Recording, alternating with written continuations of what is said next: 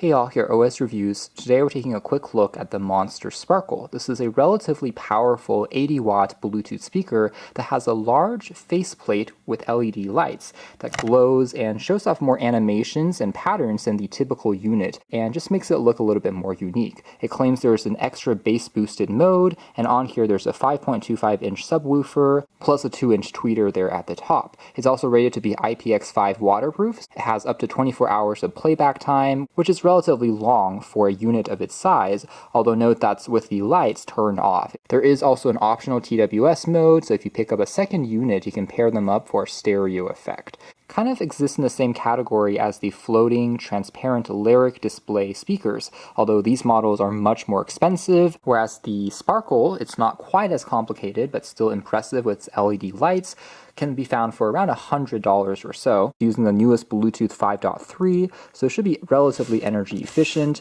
It does also have a handlebar, which can make it easy to transport. So in the box, we have, of course, the speaker itself, along with a quick user guide, in addition to a auxiliary cable if you want to use it as a wired 3.5mm speaker instead of Bluetooth, and also a USB Type-C cable for charging. Taking a closer look at the build quality, the mesh here is constructed out of aluminum alloy, although the frame is made out of polycarbonate plastic, but it does feel relatively sturdy and heavy duty. The back here features the aforementioned handle with the red colored accents that is well known for Monster products, and on the very top here we have all of the controls, including a power key, turn on and off the light, as well as cycle through the 6 lighting effects. There's also the extra bass boost mode, which has 2 settings, one for kind of a lighter bass boost, one which is extra heavy, and at the very base here, under a rubber flap to prevent water from leaking in, you do get a full-size USB Type-A port that allows you to use it like a power bank. There's a Type-C port there for charging, as well as the auxiliary input if you don't want to use Bluetooth,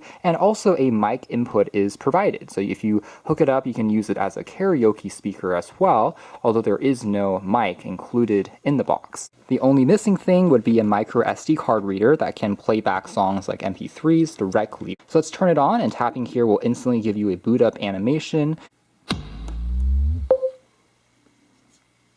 And there we go. By default, it starts off, and then it begins in the last animation that you left it on. So here is one that slowly is rippling from the bottom to the top. This one here that is rippling along the bottom portion there just creates an interesting circular pattern.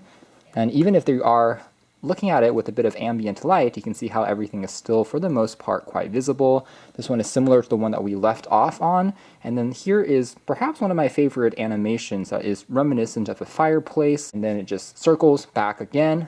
Although this one is a little bit more gentle and has a slightly more nebulous shape that is going to be more random as it is going back and forth between colors, slowly raising to the top and then bubbling over. With all the lights turned off, you can see how the effect becomes even more dazzling and hear what it sounds like in the normal mode without the bass boost. I'm going to turn up the volume.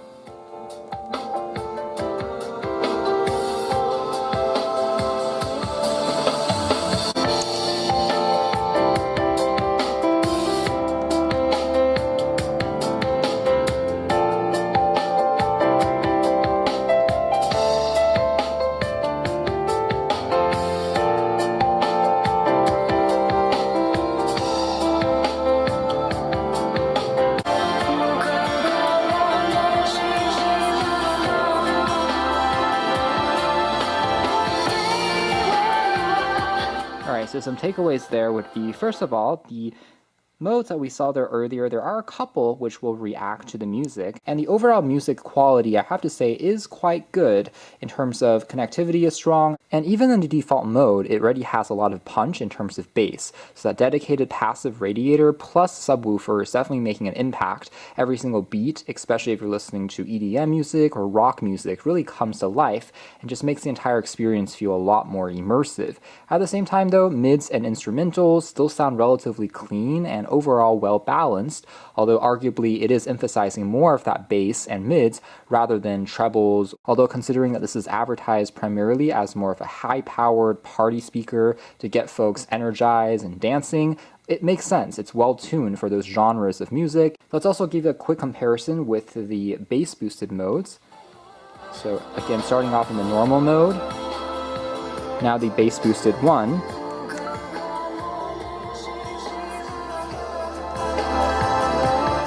bass boost it too.